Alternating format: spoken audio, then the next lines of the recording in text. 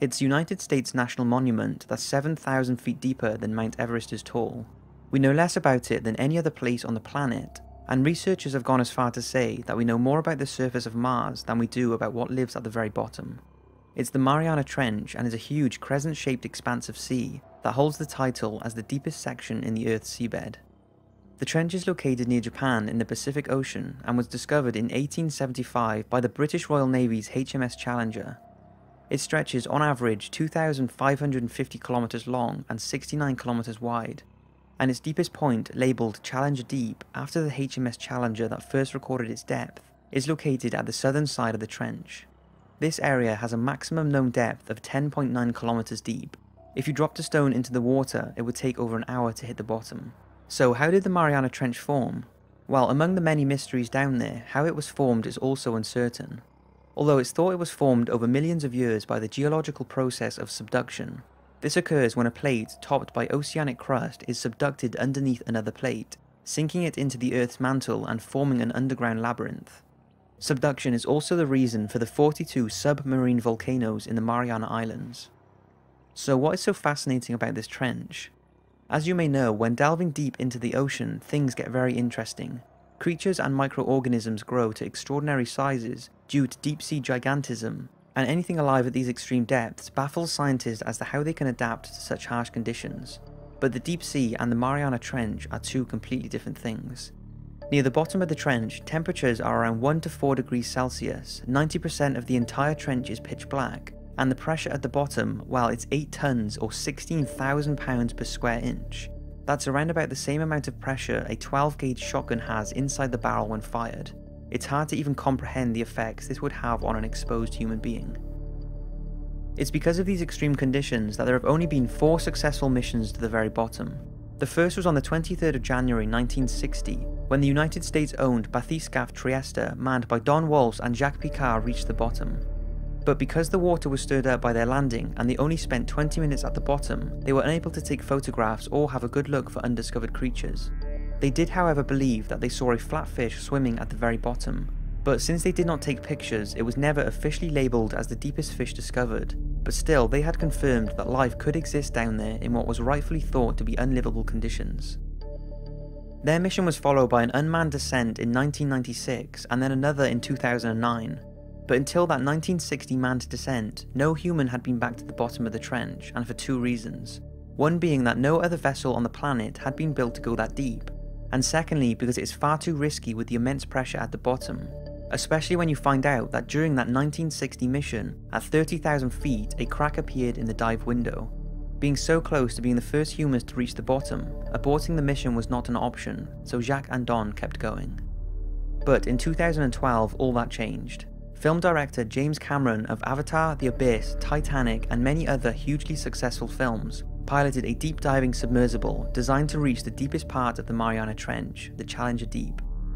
The craft was called Deep Sea Challenger and was equipped with scientific sampling equipment and 3D cameras, as well as over 180 other onboard systems such as life support, LED lighting, thrusters, and a sophisticated underwater communication system.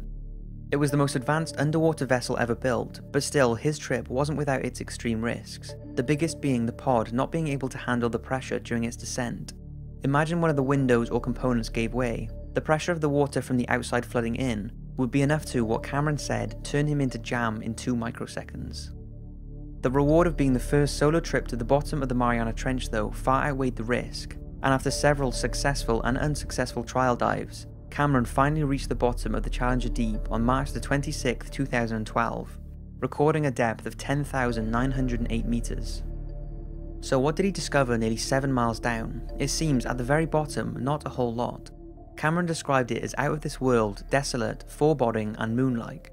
Unfortunately, no monster-like creatures to base his next film on, just a barren, dark, isolated, and unexplored part of the planet.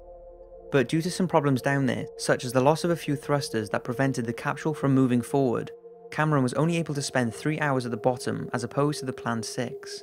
And also the fact there was an issue with an unmanned baiting lander. This massively reduced the chances of attracting deep ocean creatures. So although no thought to be extinct or monstrous creatures were found, Cameron did manage to find a few living things down there, such as jellyfish and shrimp-like critters. But there is still hope for huge undiscovered creatures to be found, and the hope is that there were sea cucumbers that were so camouflaged in the sand that Cameron had not seen them during his dive.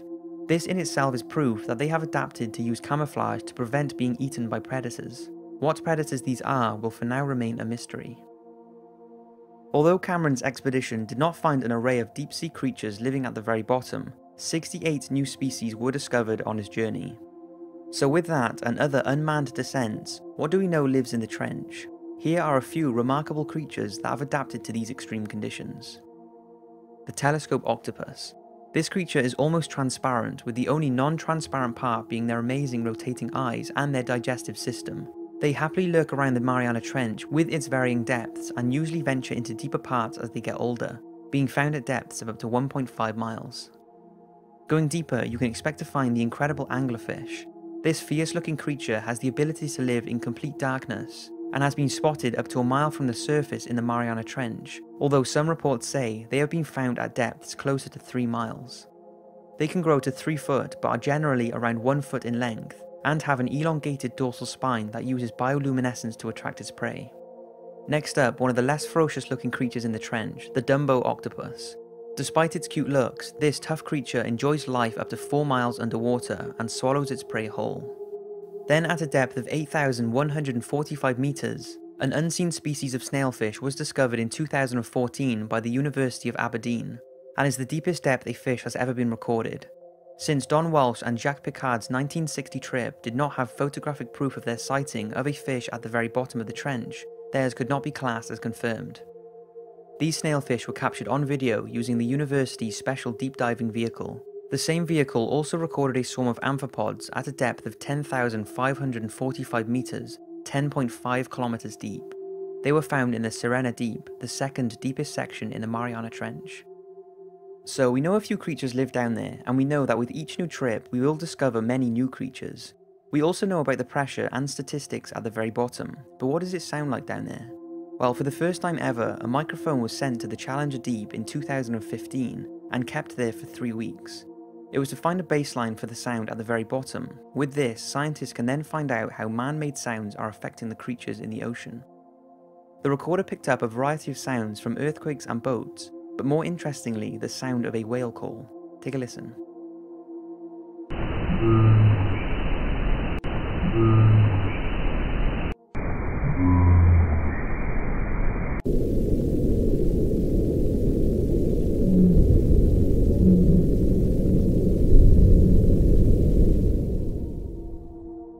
The creature behind the sound isn't confirmed, so I would like to think it's some undiscovered humongous whale, but the scientists believe it's most likely a baleen or bride's whale moan. That sound waves travelled from miles away and echoed in the trench.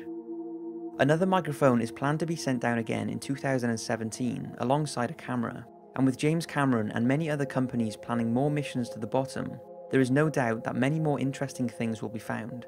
But for now, the mystery and the fascination with the Mariana Trench continues. So that's it for this short documentary. I hope you've enjoyed, and I hope it's made you realise even more how special and fascinating the planet is. Thanks for watching, and I'll see you again in the next video.